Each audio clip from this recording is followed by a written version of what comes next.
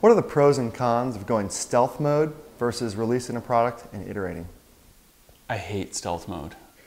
I hate stealth mode for a number of reasons. There are two fundamental reasons why people go into stealth mode. One is because they have an idea that they feel is easily replicable, so they need to build the product and then launch it.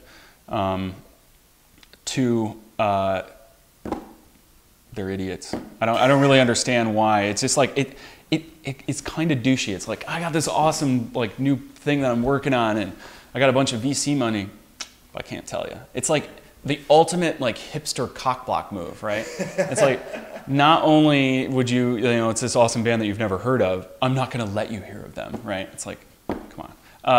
I think the biggest con with the stealth mode is similar to developing a fully baked product, is that if you're not getting feedback, even from people that don't sign NDAs, that are like friends and colleagues and stuff, you're going to launch a product that could potentially fail on day one, where you miss out on the fail early and fail often.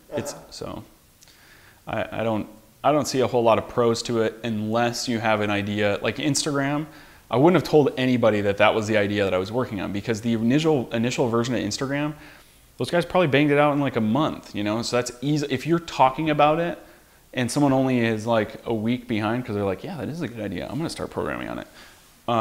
That would probably be the only pro that I could think of. But there's no reason, in my opinion, to be in stealth mode for like, 6-8 months. Like stealth mode until you have your MVP, I can understand, but otherwise you need to be out in the open, I think. What about companies that leave stealth mode, go and do a public release, and then they bring it back into stealth mode?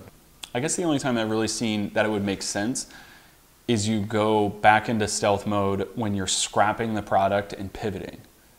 I could see that, but I've never seen it, but I could see why somebody would do that. So if you launched something and you're like, this isn't gonna work, like PayPal, they originally were payments on handheld devices, and they ended up obviously pivoting into send money through email, right? And what I have seen is people, in fact, we did this at Simple Geo, where we launched a product and then pulled it back into private beta because it wasn't ready.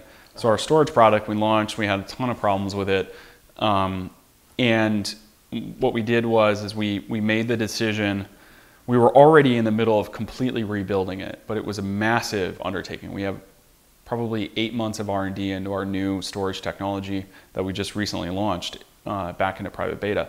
So we actually made the decision of like, you know what, guys, we don't want new users assuming that they can use this, because it wasn't that good. Yeah. And so we pulled it back into private beta. We had probably 400 or 500 active people using it, and that alleviated a lot of pressure on us out in the market to basically reapproach the product and redevelop it.